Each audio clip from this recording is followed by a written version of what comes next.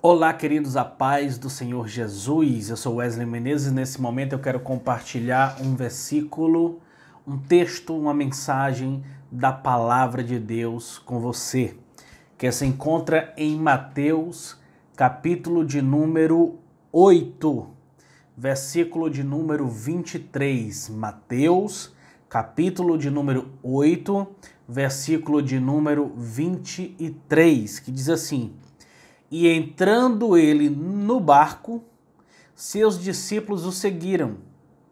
E eis que no mar se levantou uma tempestade, tão grande que o barco era coberto pelas ondas. Ele, porém, estava dormindo. E os seus discípulos, aproximando-se, o despertaram, dizendo: Senhor, salva-nos, que perecemos. E ele disse-lhes: Por que temeis, homens de pequena fé? Então, levantando-se, repreendeu os ventos e o mar, e seguiu-se em grande bonança. E aqueles homens se maravilharam, dizendo: Que homem é este, que até os ventos e o mar lhe obedecem? Queridos, entenda.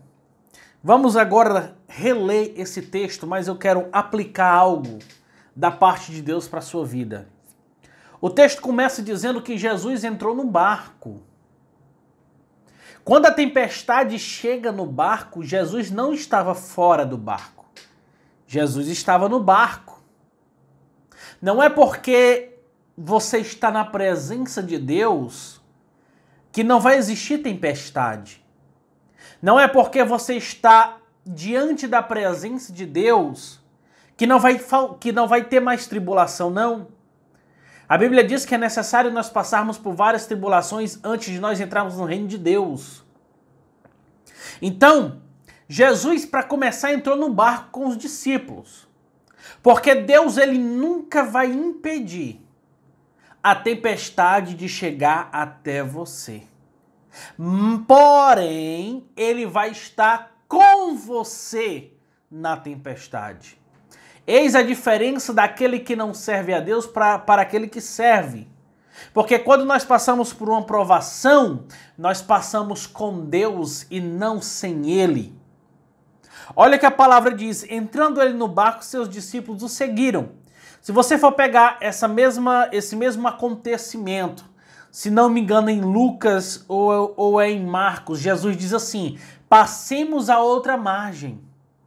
Ou seja, Jesus deu uma ordem aos discípulos. Olha, Jesus entra no barco e diz: nós vamos até a outra margem, nós vamos até o outro lado. Lembre-se que os apóstolos de Cristo Jesus eram pescadores, a grande maioria eram pescadores. Eles eram acostumados a passar a madrugada pescando, enfrentando ventania, enfrentando tempestade. Eram homens que já estavam vacinados contra esta situação, eles já conheciam. Eles eram pescadores. Porém, a Bíblia diz que a tempestade era tão forte. Olha o que a Bíblia diz: e eis que no mar se levantou uma tempestade tão grande que o barco era coberto pelas ondas. Ele, porém, estava dormindo. É aí onde eu quero que você entenda. Desespero não faz Deus agir. Medo não faz Deus agir. Ansiedade não faz Deus agir. O poder de Deus entra em ação na tua vida através da fé. E a fé, ela não é ansiosa. A fé, ela não teme. A fé, ela não duvida. A fé, ela descansa. A partir do momento que Jesus diz: nós vamos até a outra margem, os discípulos eram para pegar aquela promessa de chegar até o outro lado e viver diante daquela promessa. E Jesus olha para eles e diz: vamos até a outra margem, passemos para outra margem. Eles já tinham visto Cristo ressuscitar, curar, libertar. E a partir do momento que Jesus diz, passemos a outra margem, ali era a ordem de Deus para eles. Ali era a promessa de Deus para eles chegar a outra margem. Entre a promessa e o cumprimento da promessa tem um processo. É aí onde você vai provar para Deus que confia nele. A ansiedade é sinal que não está confiando em Deus. O medo é um sinal que não está confiando em Deus. A dúvida é um sinal que não está confiando em Deus. Ah, mas eu confio, queridos.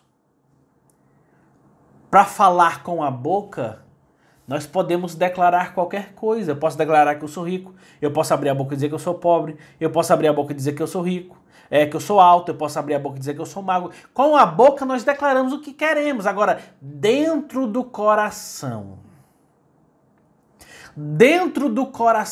é aonde a palavra e a promessa vai ser gerado dentro de você e você vai ter uma fé verdadeira. Então, queridos, olha o que o texto diz. E eis que no mar se levantou uma tempestade tão grande que o barco era coberto pelas ondas, porém Jesus estava dormindo, queridos. Os barcos daquela época não eram como os de hoje, não eram como os de hoje. Eram barcos para 13 pessoas. O mar da Galileia nem mar era um lago. Por conta dos ventos fortes, era chamado de mar. Era um barco pequeno. Jesus dormia na ponta do barco, com certeza estava pegando, a água estava pegando em Cristo. Mas o sono dele era tão profundo, o descanso dele, a confiança dele era tão grande que ele estava descansando. Da mesma forma, Tiago foi morto e Pedro estava sentenciado a morrer no outro dia. Na noite anterior ao dia que Pedro ia morrer, Pedro estava dormindo um sono tão pesado que o anjo teve que tocar Pedro para acordar e tirar Pedro da prisão. O sono... Queridos, se você soubesse que você ia morrer amanhã, terça-feira, dia 2 de abril, você iria dormir? Pedro dormia.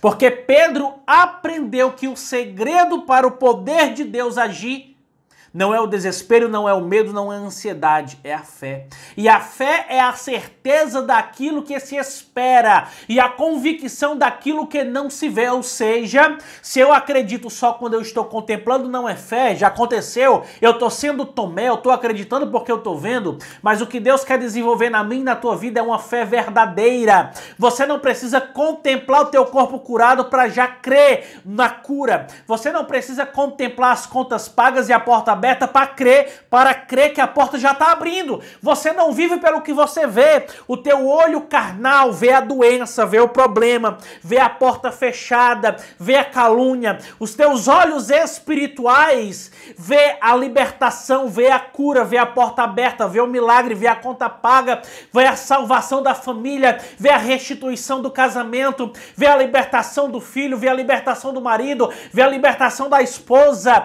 Você não foi chamado por Deus para andar com os olhos carnais. A partir do momento que você entregou a sua vida a Jesus, você parou de ser carnal para ser espiritual. Os teus olhos carnais não são a verdade da tua vida. A verdade da tua vida são os teus olhos espirituais, baseado na palavra de Deus. Eu profetizo em nome de Jesus que a partir de hoje você não vai mais andar de cabeça baixa. Vão dizer assim, como é que tá o problema? Você vai dizer, o problema tá lá, mas eu já venci em nome de Jesus. Vão dizer para ti, como é que tá a doença? A doença quer persistir, mas Jesus já me curou na cruz do Calvário. Vão dizer, e aí, como é que tá procurando emprego? Eu ainda tô procurando, mas eu sei que já tem o meu me esperando, porque você não anda com os olhos físicos.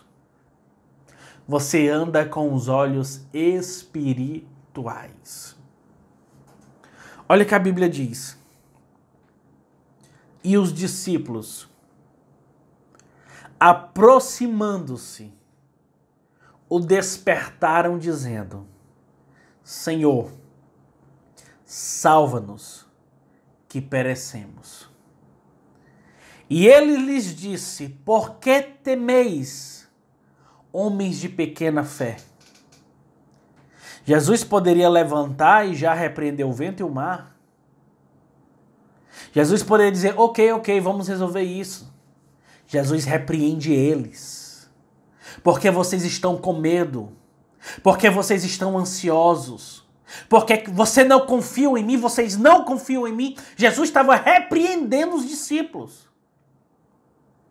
Ele estava dizendo: por que temeis, homens de pequena fé? A palavra pequena fé o que o texto quer dizer não é que eles tinham a fé pequena. Porque Jesus disse que se nós tivermos fé do tamanho de um grão de mostarda, como um grão de mostarda, nós vamos fazer coisas grandes.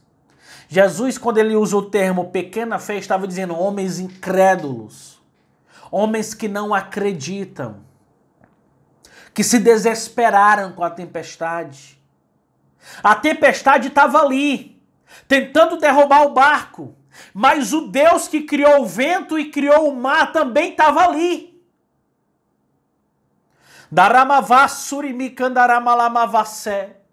Tinha ventania? Tem, mas quem criou o vento estava ali. O mar estava agitado? Estava, mas quem criou a água estava ali. Não tema a calúnia do homem, porque quem criou o homem está contigo. Não tema a perseguição, porque o Senhor dos Exércitos é contigo. Não tema a falta de provisão, a necessidade, porque Jeová Jireh está contigo. Eu quero que você creia nessa palavra. Creia naquilo que Deus prometeu. O que o homem fala está falido, o que o diabo fala está falido. O que Deus fala é a verdade absoluta na qual você tem que se agarrar e crer com todas as forças. Crer com todas as forças. Olha o que a Bíblia diz. Então, levantando-se, repreendeu os ventos e o mar. E seguiu-se uma grande bonança. E aqueles homens se maravilharam, dizendo: que homem é este que até os ventos e o mar lhe obedecem?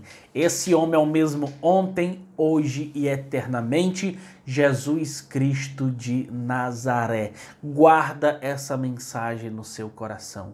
Que Deus lhe abençoe poderosamente nesta terça-feira. Você que ainda não é inscrito, se inscreva no canal. Você que já é inscrito, confere se o teu sininho está ativado para você ser notificado quando nós entramos ao vivo ou quando nós colocamos uma mensagem nova. Vamos clamar ao Senhor nesse momento. Meu Deus e meu Pai, nós consagramos, meu Deus, a vida do teu filho e da tua filha. Opera o milagre extraordinário. Senhor, nós consagramos Lamanda Raviasteri Mikandarabalamacé. Senhor, nós consagramos a família e a vida de cada um que está assistindo essa mensagem. Opera, meu Deus, o sobrenatural. Opera, meu Deus, o milagre. Senhor, salva vidas. Salva a nossa família. Salva aqueles que ainda não entregaram a vida a Ti, meu Deus. Opera o sobrenatural. É o que nós te pedimos e já te agradecemos em nome de Jesus de Nazaré. Amém, amém, amém. Que Deus te abençoe em nome de Jesus de Nazaré. Amém.